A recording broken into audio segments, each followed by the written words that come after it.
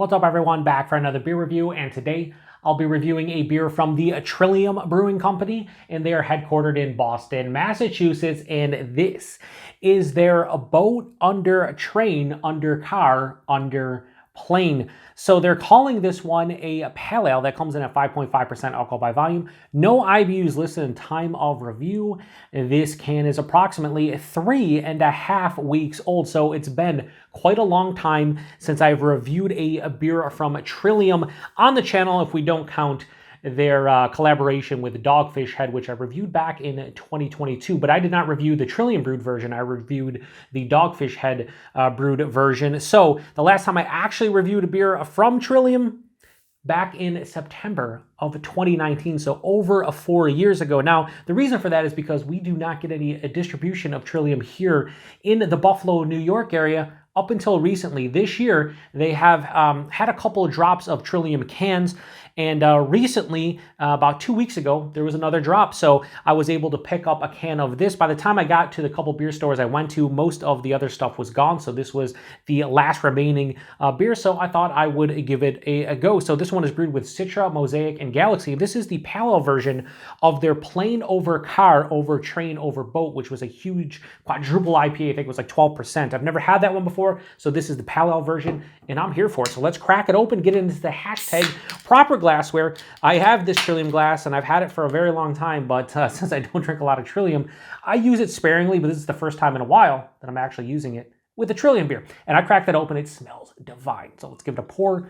Yeah, it has that hazy pale ale kind of lighter. It's not like super murky and turbid. It doesn't pour out like a turkey stock or something, or hop custard. Shout out to Christopher. Nothing like that. It has a lighter vibe to it, but it definitely looks like a hazy pale ale, which you would expect from Trillium. So yeah, that has a nice hazy orange, yellow color.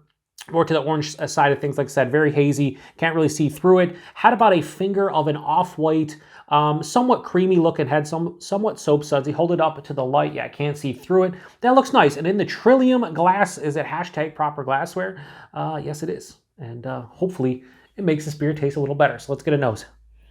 Yeah, that smells absolutely fucking fantastic for 5.5%. Oh my God. There is an absolutely amazing amount of fleshy, over-ripened fruits. Papaya, mango. It just has that like sticky, kind of just like fleshy stone fruit vibe, we'll say. Honeydew melon, cantaloupe. I don't say this a lot because it's lychee, and I don't eat it all that often, but lychee is definitely, from what I remember, that's kind of what's going on in here. Has like a lychee kind of aroma. There's a slight dank floral aroma too that's kind of different. Man, I cannot get over how much it smells like straight on fruit. Like it has, to me, more of like a mango, papaya, honeydew melon, in that order, and it smells absolutely divine. Wow. Little bit of a touch of like a grassiness as well. Underlying citrus fruits, like maybe like a ruby red grapefruit, orange, more of like a candied citrus fruit. Dude, this, I'll say this, for a 5.5% pale ale, hazy, non-hazy, whatever you want to say, this is one of the best aromas I've actually had in a hot minute. It's fucking fantastic. It really is. Wow. Let's get into it. Cheers, everybody.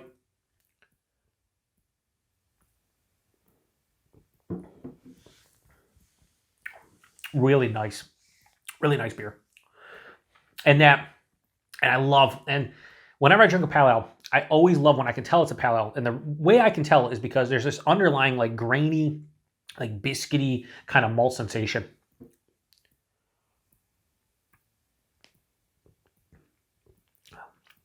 And it's so noticeable. And it's great because you know it's lower ABV. It meshes very well with the rest of the flavors. But buy on this one, lower side of medium, 5.5%, 5.5%, that's fine. The mouthfeel, not as like luscious and creamy as you might expect based on the look of this beer. It's like mild to moderately carbonated, more approaching moderate, but it does have a smoothness on the palate, slight touch of creaminess, but not an amazing mouthfeel. But the body's really nice. The mouthfeel is really nice. Overall, solid. The taste, though, the nose carried over, but again, lighter because this is a 5.5% pale ale. And that impactful aroma that I was getting, I knew it wouldn't carry over based on the ABV, but I just wanted those flavors to carry over, and they have. So right up front, that grainy, biscuity kind of malt character hits me, almost like a slight touch of like a doughiness too, but right underneath the palate, carries on through, omnipresent, never steps in the way, but always props up the hop character while still being noticeable. And right at the tip of the tongue, I get zesty, candied citrus, like maybe like a candied like orange peel, something like that. Like if I don't know if candied like ruby red grapefruit rind exists, but something in that realm. As it continues through, midway through, I get hit. This is one of the most mango-forward beers that I've had in a hot minute. It's mango. It's almost like a slight spicy, peppery mango you can get, but it's oversaturated with, I shouldn't say oversaturated. I should say it's, yeah, I said oversaturated, but what I meant to say is that it's definitely past its prime. It's overly sweet, but not in a negative way. It's overly ripe, but it's not too crazy sweet, but it has just like this, I don't know, this concentrated mango flavor, and it's fucking awesome halfway through the palate. Right after that, papaya, honeydew melon. That lychee I was talking about, really not here. There's even like a touch of like a slight pineapple vibe as well, maybe from the Galaxy.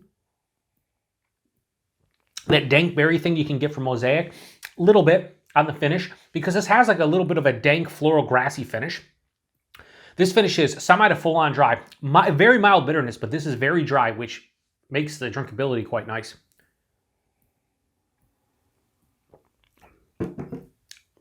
I really enjoy this. And I'll be honest with you, I say don't go into reviews with preconceived notions, and sometimes it's hard to not do. Here's what I'll tell you about Trillium. I haven't reviewed any of the beers, like I said, in over 4 years.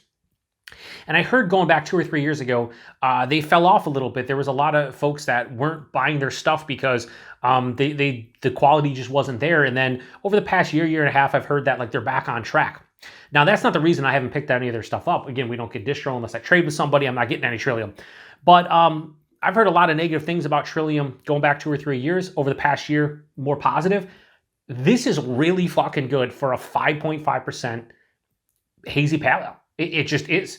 It's everything that I want from a 5.5% pale ale. You get the malt character, but it's not overdone. A lot of fresh fruit in here. It finishes pretty dry, but it's balanced overall. I would say the only thing stopping me from going nuts about this one is the body mouthfeel. As I said, body mouthfeel are nice, right? But they're nothing spectacular. I've had much better body mouthfeels from sub 6% hop forward beers. So, what am I going to give this? You know what? I'm going to give this boat under train, under car, under plane from Trillium. I'm going to give this a high 4.25 out of 5. I'm going to go 4.35. Almost gets a low 4.5 range. I would think this would get, for me, a straight 4.5 out of 5 if the body mouthfeel were a little bit better. Like I said, it's solid, it's good, but it's not upper echelon. And usually when you get into that 4 or 5 range for me, you got to hit on all cylinders for the most part to some degree. And I just don't think the body mouthfeel are there. But I'll tell you what, this is a delicious pale ale, and I would probably buy it again, if not for the price that I paid for this one. So, price point availability. Let me talk about the price point real quick. I looked on their website.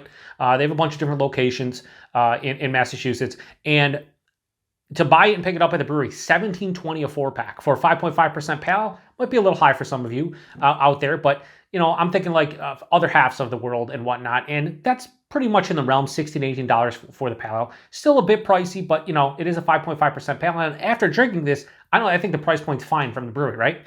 However, getting a special drop here in Buffalo, the place I went to, $6.99 for a single can of this. Now, I did buy it, so I'm not being a hypocrite here, but I did buy it to try it, right? And I think 4 packs of this was like $24, maybe $25 a 4-pack. No, I would not ever buy this consistently for that price. Now, I did pick up a single can at $6.99 to try it, but $7 for a 5.5% pale ale, I don't care if it's Trillium or any hype brewery, that is insane, especially when I'm getting it off the shelf. It's not like I bought this on a secondary market, where people will jack up the prices. I bought this off the shelf of a local place, and it's not even their fault. They probably get it from whoever distributes it. They charge a price. Everybody's got to make money. I get it, but $7 for a can when the cans at the brewery are $4.30. I'm not paying almost $3 more for a can of this ever again. So, if it shows up, if other beers from them show up, I'll probably try them as long as they're not crazy expensive, because there are a couple others, like, some of their double dry hop double IPA showed up. Now, if I paid $7 for a can of that, that's one thing. If it's like 8, 9%, that's different. This is 5.5. I don't think it's worth it, even though it is a good pale ale. And availability of Trillium, they pretty much, I'm as far as I know, are in Massachusetts. You can get them from any of their breweries. I think they get some drips and drabs into Massachusetts. You probably can pick them up at like local bottle shops and stuff here and there. But we got a drop of them here. I know a couple other folks that have gotten drops of Trillium in the past. Outside of that, I have no idea. I know you can order beers off of their website. I think they only ship to a couple different states. They do not ship to New York State, so that's a bummer. Most places do not. So yeah, I mean, it's not like their availability is great, but if you live in certain states, or you know, maybe check your local bottle shop's Instagram page or Facebook or whatever, you probably can pick them up at some point if they get distro into your area. So anyway, if you've had this one before, post in the comment section. I want to hear what you thought about this one. If you've had the quadruple version of this, the OG, how does this beer compare to there in terms of like, I guess, same flavor profile? Obviously it's 12%, this is 5.5, way different, but they're using the same hops, Citra, Mosaic, and Galaxy, so I'd be curious if anybody out there has had both and how this compares to that beer. 5.5%, you really can't tell, and you shouldn't. So yeah, anyway, this does it for another beer review of, where am I? On the Beer Patrol? Yeah, I'm here. I'm losing my shit. Check back tomorrow for another review, as we usually review beers every single day, and yeah, gonna go drink the rest of this and enjoy every single second of it. To the next one. Cheers.